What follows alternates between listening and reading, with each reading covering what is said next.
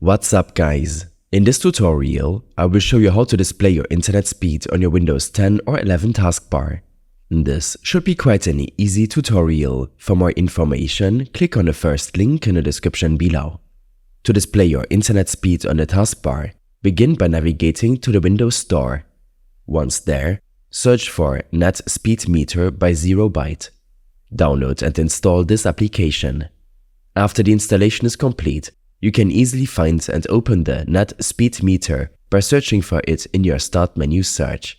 Upon opening the application, you'll notice an overlay somewhere on your screen displaying the internet speed. To ensure this overlay appears consistently on your taskbar, you need to make sure your taskbar isn't set to auto-hide.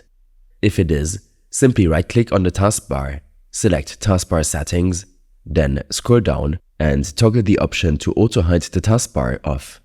Finally, to anchor the internet speed display to your taskbar, right-click the overlay and select the Keep in Taskbar option. And there you have it. You've successfully displayed your internet speed on the taskbar, allowing you to monitor your connection speed at a glance. These steps and more information will be available in my extensive guide linked in the description below. I hope this helped you out. Leave a comment if you have any questions and see you in the next one.